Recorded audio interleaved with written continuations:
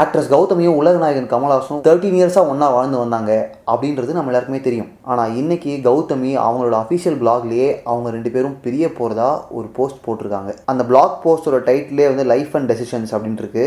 First லைன்லேயே மனசை உடச்சிட்டாங்க. It is heartbreaking for me to have to say today that I and mister Hassan are no longer together. இதுதான் first லைனே. கிட்டத்தட்ட 13 வருஷமாக நாங்கள் ஒன்றா இருந்திருக்கோம். இந்த ஒரு டெசிஷன் எடுக்கிறதுக்கு வந்து ரொம்ப கஷ்டமாகவே இருந்துச்சு. ஒரு கமிட்டட் ரிலேஷன்ஷிப்பில் இருந்துட்டு வேறு வழியே இல்லை, பிரிஞ்சே தான் ஆகணும் அப்படின்ற ஒரு நிலைமைக்கு வந்த பிறகு பிரியது வந்து ரொம்ப கஷ்டமான விஷயம். பட் நம்ம ட்ரீம்ஸை காம்ப்ரமைஸ் பண்ணிக்க போகிறோமா இல்லை தனியாக வாழ்க்கையை வாழ போகிறோமா அப்படின்ற ஒரு நிலைமை வந்தால் இந்த மாதிரி ஒரு முடிவை எடுத்து தான் ஆகணும். Over a period of time நான் வந்து ஒன்று மட்டும் தெளிவாக புரிஞ்சுக்கிட்டேன். Change is inevitable. ஒவ்வொருத்தவங்களும் ஒவ்வொரு காலகட்டத்துக்கு தகுந்த மாதிரி மாறிட்டே இருப்பாங்க. ஆனால் இன்னொன்று சொல்லியிருக்காங்க, இதில் ஒன்றும் சீக்கிரட்டே இல்லை. நான் வந்து கமல்ஹாசன் அவர்களுக்கு வந்து எவ்வளோ பெரிய ஃபேன் அப்படின்றது எல்லாருக்குமே தெரியும். அவங்களோட நான் பல படங்களில் ஒர்க் பண்ணியிருக்கேன், ஆக்ட் பண்ணியிருக்கேன், காஸ்டியூம் டிசைனராக ஒர்க் பண்ணியிருக்கேன்.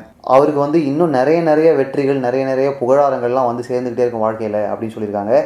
என்னதான் வந்து அவங்க ஒரு பிளாக் போஸ்ட்டில் அவங்க மனசில் இருந்தது எல்லாத்தையும் எழுதிட்டாலும் நம்ம சின்ன வயசுலேருந்து பார்த்து ஒருத்தர் மாற்றி நல்ல அண்டர்ஸ்டாண்டிங்கோட ஹெல்ப் பண்ணிக்கிட்டு மோட்டிவேட் பண்ணிக்கிட்டு ஒன்றா இருந்தாங்க அப்படின்னு நம்ம பார்த்து சந்தோஷப்பட்ட கப்பிள் பிரிகிறாங்க அப்படின்னு நினைக்கும் போது ரொம்ப வருத்தமாகவே இருக்குது. இருந்தாலும் கௌதமி அவர்கள் சொல்லியிருக்க மாதிரி சேஞ்ச் இஸ் இன்னெவிட்டபிள். அதை நம்ம ஒத்துட்டு தான் ஆகணும்.